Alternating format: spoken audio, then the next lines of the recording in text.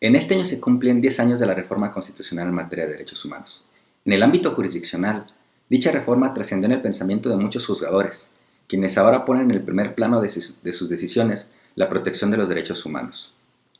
La Suprema Corte de Justicia de la Nación ha jugado un rol trascendental en la implementación de dicha reforma, pues a través de su jurisprudencia se ha dado la tarea de esclarecer los alcances de las obligaciones ahora establecidas en el artículo primero constitucional, párrafo tercero, así como ha dado directrices a los juzgadores para que realmente materialicen o cumplan con la finalidad a la que se aspira con dicha reforma, la cual consiste, a final de cuentas, en establecer una cultura de legalidad en materia de derechos humanos. En la presente cápsula abordaremos la línea jurisprudencial que el Alto Tribunal ha trazado en relación con el derecho a la educación en México. Y como veremos, son varias las líneas o diversos los puntos de vista que se han abordado a través de la jurisprudencia del Alto Tribunal, lo cual pues atiende a la naturaleza de que el derecho a la educación es un derecho social y con esa caracterización pues se pueden reclamar distintas, ahora sí que cumplimiento de obligaciones o se puede ver ese derecho desde diferentes ángulos y puntos de vista, lo cual ha permitido la generación de criterios diversos. Pareciera que no tuvieran una vinculación unos entre otros, pero al final de cuentas todos conllevan o todos están unidos por este derecho que es el que siempre va a estar en juego únicamente desde la visión de diversas ópticas o aristas. La primera línea jurisprudencial con la que se encuentra, o el primer contacto que a mi parecer se dio en el Alto Tribunal, consiste en esclarecer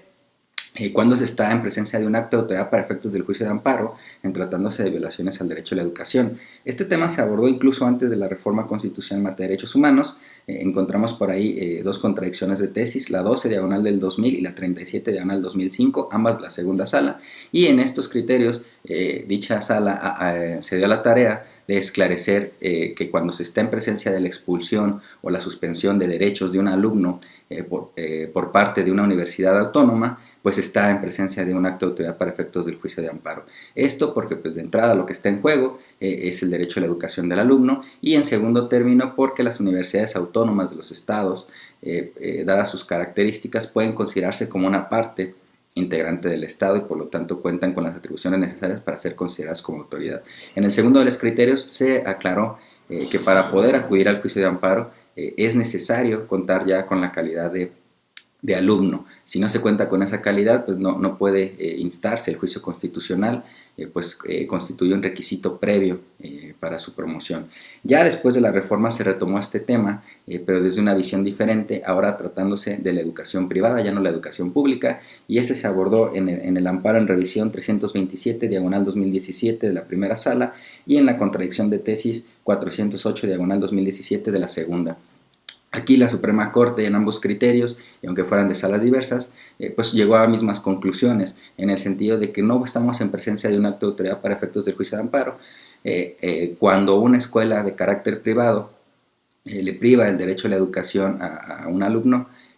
cuando esta privación o esta restricción se suscita con motivo del incumplimiento del contrato privado con el que inició la prestación del servicio, pues entonces estaríamos en una relación de coordinación, no de suprasubordinación. Sin embargo, pues bueno, este criterio no es limitativo, únicamente establece este supuesto. Pudiera abordarse de otra manera la educación privada cuando esa negativa de prestar el servicio de educación se presente por una causa diversa, como por ejemplo sería la discriminación, tema que actualmente pues no ha suscitado controversia, o al menos yo no lo he localizado. Una segunda línea jurisprudencial también muy interesante se presentó con un tema añejo, como es el bullying. Esto se dio en el amparo directo civil 35 diagonal 2014 de la primera sala, y bueno, si bien el bullying, por eso decía, es un tema añejo porque siempre ha estado ahí, pues la realidad es que nunca se había nadie dado a la tarea de justiciabilizarlo. Y aquí pues la primera sala, ahora sí en un análisis reflexivo y de sensibilización, pues reconoce la existencia a través de una sentencia del bullying. No quiere decir que no existiera, sino únicamente es un reconocimiento ya en vía de una resolución jurisdiccional. Y pues lo interesante de este caso es que ya la sala establece obligaciones específicas a cumplir por parte de las instituciones educativas para en su momento erradicar el bullying. Claro, pues esta es la finalidad de esta sentencia, ir mandando un mensaje a las escuelas donde ellas pues deben de buscar, deben de privilegiar que las clases se den en un ambiente libre de violencia. Al final de cuentas, y si no se hace, pues bueno, también el mensaje que va imbibido es que traerá consecuencias. Por ejemplo, en este caso, pues lo que se le reclamaba a la escuela pues es la reparación del daño moral sufrido por un niño a raíz pues del abuso de sus compañeros y también de su maestra. Además, este niño pues padece síndrome de falta de déficit de atención. Entonces, pues bueno, se agrava en cierta medida la situación. Y bueno, si la escuela no cumple con las obligaciones que ahora ya no han sido establecidas por el derecho jurisprudencial, por una parte, y además otro punto relevante de esta sentencia es que la carga de la prueba se es atribuible al centro educativo, pues entonces se verá condenada en su momento a la reparación del daño. Ya en una tercera línea jurisprudencial, bueno, pues aquí se aborda ya en un amparo contra leyes un debate entre lo que es la educación especial y la educación inclusiva. Esto se da cuando se impugna por parte de una asociación civil la Ley General de Educación y la Ley General para la Atención y Protección de Personas con la Condición del Espectro Autista. Aquí la Corte pues, se da la tarea de analizar los artículos de dichas legislaciones que se impugnan. ¿Por qué? Porque al parecer en el Estado o en la agenda del Estado pues se privilegiaba darle un mayor soporte a la educación especial y pasaba por alto pues que ese tipo de educación, si bien ha sido útil, lo cierto es que al final de cuentas o en el trasfondo lo que está en ella es pues la segregación, hacer dos tipos de bloques de educación, cuando lo que la Corte ahora determina y manda un mensaje al Estado, en especial a las autoridades educativas, es que debe privilegiarse la educación inclusiva. Esto es que al final de cuentas todos lleguemos al mismo nivel educativo sin importar nuestras diferencias.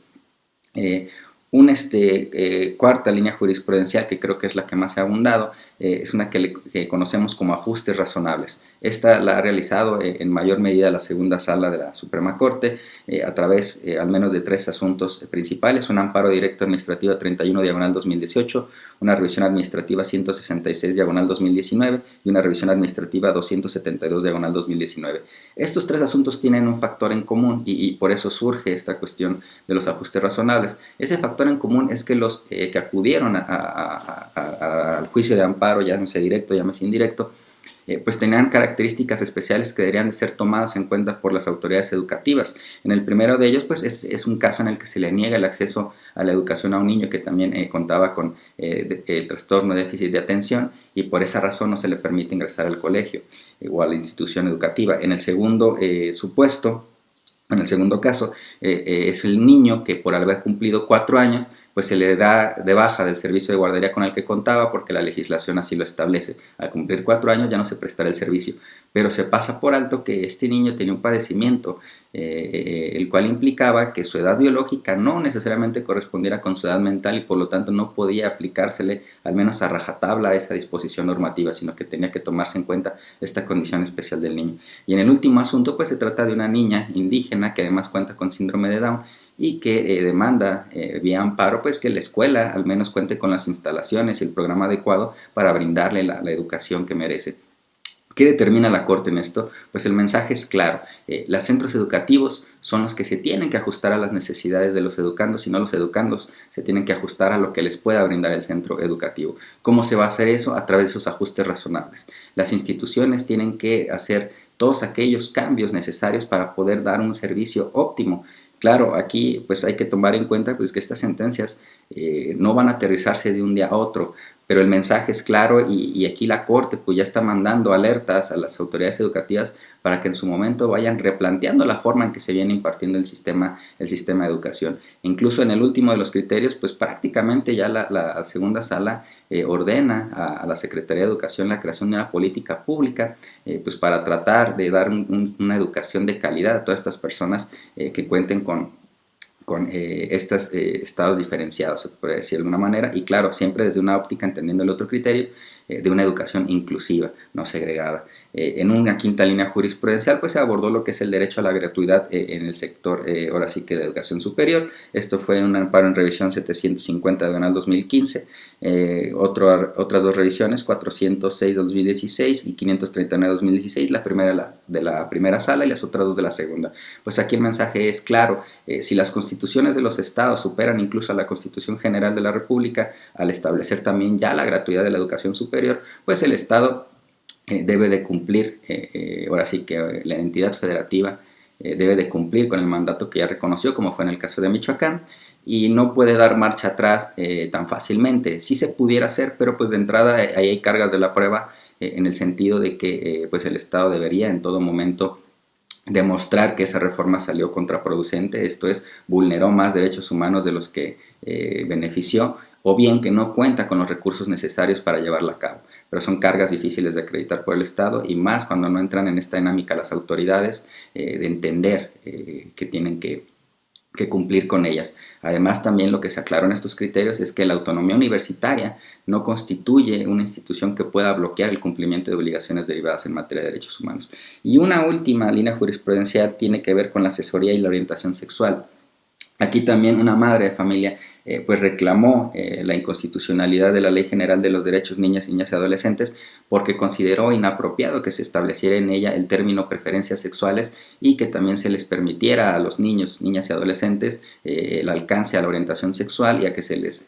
permitiera el acceso, pues ahora sí que a medidas de protección en su desarrollo de su sexualidad. Sin embargo, pues aquí el Estado lo que dice es que pues él lo único que va a dar es el mínimo conocimiento necesario para que cuando se presenten este tipo de situaciones, pues los niños, niñas y adolescentes estén preparados, lo cual no excluye a los padres de que también pues les den la educación que ellos estimen necesaria en esta materia tan importante. Y pues el Estado además es garante tanto del derecho a la educación como el derecho a la salud, y van relacionados, entonces no se está metiendo en ese sentido. Pues bueno, a grosso modo estas son algunas de las líneas jurisprudenciales principales que se han abordado durante estos 10 años en torno al derecho a la educación. Como vemos, son muy interesantes, son muy diversas, y pues bueno, sería materia de estudio extenso cada una de ellas. Esperemos que en los próximos 10 años pues contemos con muchísimas más. Muchas gracias.